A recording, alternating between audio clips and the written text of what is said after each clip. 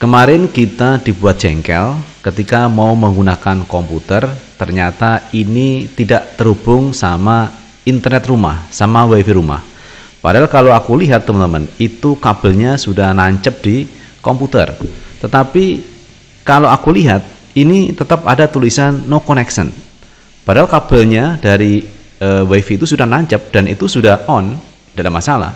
Tetapi masih muncul juga di bawah sini, di komputer itu tidak bisa ada koneksi. Jadi no connection, seperti ini teman-teman ya.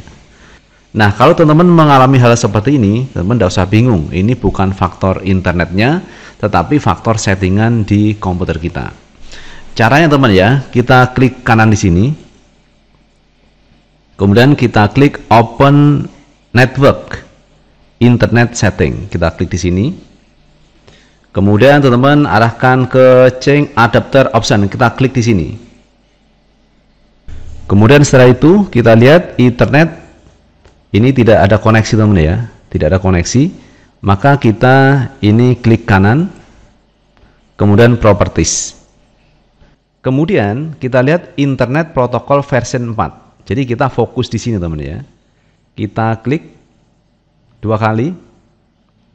Posisinya ini teman ya, posisinya ini di use the following IP address. Di bawah juga begitu, use the following DNS server address. Maka kita kembalikan di atas teman ya, option an IP address automatically. Kita arahkan ke sini, kita klik di sini. Yang bawah juga kita klik di atas. Jadi option DNS server address automatically. Jadi perhatikan teman, perhatikan di sini posisinya masih tidak ada koneksi ya. Kemudian kalau sudah kita arahkan ke automatically, ini juga automatically DNS-nya, kita klik OK teman ya. Kemudian ini juga kita klik OK. Nah, apa yang terjadi teman? Kita lihat di bawah, ini sudah hilang ya. Yang tidak ada koneksi sekarang sudah ada koneksinya. Dan ini sudah normal ya. Ini ada network. Jadi artinya sudah tersambung dengan internet di wifi kita. Jadi sudah nyambung antara wifi sama di komputer kita. Setelah itu kita keluar teman ya. Kita keluar dan ini sudah tersambung. Nah itu sahabat Kang Udin Official, tutorial singkat kali ini cara mengatasi no connection yang ada di komputer atau di laptop teman-teman semuanya. Kalau mengalami hal yang seperti ini cukup di settingan yang kita kerjakan.